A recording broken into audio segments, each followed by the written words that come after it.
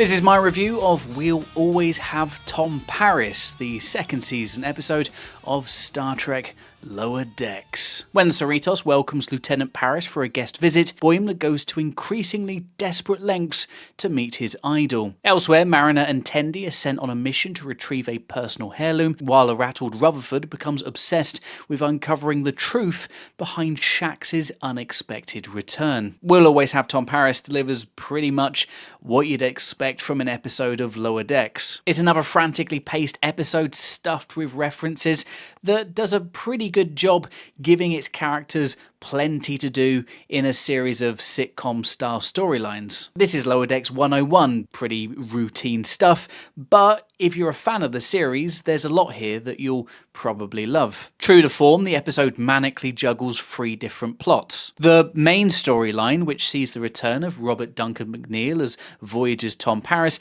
is strangely the least consequential of the bunch. We get some funny moments. I particularly enjoy the gag where Boimler, back on the Cerritos after a brief spell on the Titan, still isn't recognised by the ship's security systems. We also get some silly stuff in the Jeffries tube where Boims hallucinates a talking commemorative plate before eventually showing up on the bridge so dishevelled that Paris mistakes him for a Kazon. It's all very silly, with some fun nods pointing at the Kazon's infamously rubbish design. And I have to admit, the plate stuff did give me a good old chuckle. I've always wanted to own one of those Trek plates that you always see at convention markets, but I've always chickened out of buying one, mostly because I worry that I'll break it almost immediately, but maybe also because if I own one, it might age me 25 years. I don't know, it might be time. This is a strange segment though. While it is nice to see Robert Duncan McNeill back and doing his thing again,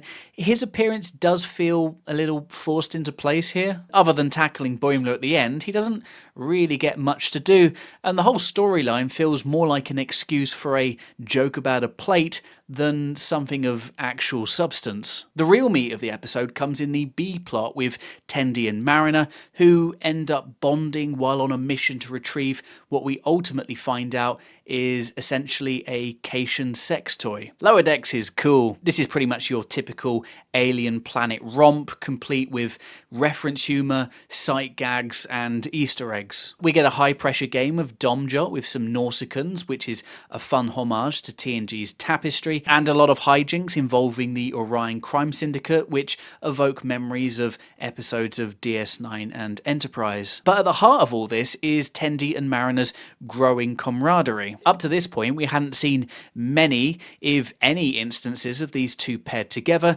so it's a nice change, one that comes with some pretty big reveals. Tendi reveals her full name, and also her surprisingly royal lineage, which becomes more important in later seasons. The subplot also gives us a welcome change to the norm, with a far more diverse depiction of an alien culture. A long-standing criticism of Trek over the years has been its tendency to portray an entire species with a single visual style. But here we get something that's far more true to reality, with the Orions shown to have a much wider array of looks than what we've seen before. And this isn't just down to things like costume, but also things like variation in skin tone. It's a subtle but very appreciated step towards giving us a richer universe of non-human species, finally breaking Trek's long-running one look, one culture trope. But for me, the best thing about this episode, and by quite some distance, is everything with Rutherford as he tries to understand how the fuck Shax is back after his big sacrifice at the end of the first season. This is actually something that I predicted at the time. I distinctly remember suggesting how funny it would be if they just brought Shax back with zero explanation in the very next episode. Well, it wasn't the next episode, so I guess I wasn't 100% correct, but still, pretty damn close.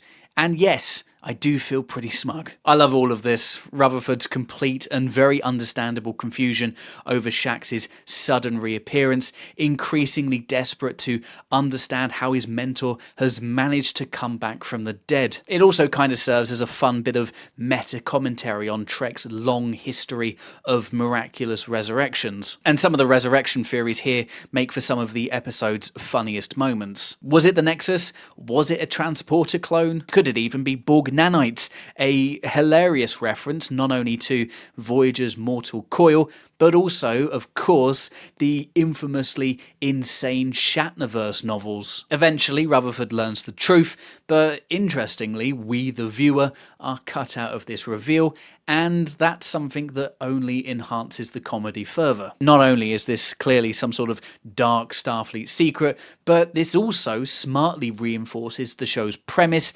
that we're not really supposed to know. We're lower decks. We're not privy to the knowledge and grand adventures of the senior crew. It's a smart way to reinforce that concept, a clever joke, and a great bit of storytelling, even if it did leave me wishing the show had leaned into the trope of leaving the gang, and by extension us, out of the loop more often. As a sum of its various parts, We'll Always Have Tom Paris is a solid, if somewhat formulaic episode. It's another rapid-fire episode that stuffs an awful lot into its lean 20-minute runtime, but mostly succeeds in what it set out to do. The Boimler arc, while still having its moments, is the weakest aspect of the episode, and it's a shame that they didn't make the most of their guest star. But everything else here is pretty solid. I liked the Tendi Mariner bonding, as well as the improved depiction of alien races, and of course I loved all of the Rutherford and Shaq stuff, which got the biggest laughs here. It's slight, yes, but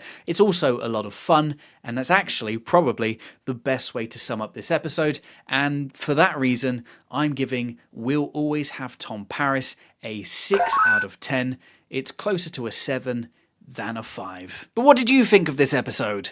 Did you love it? Did you hate it? How would you rate it?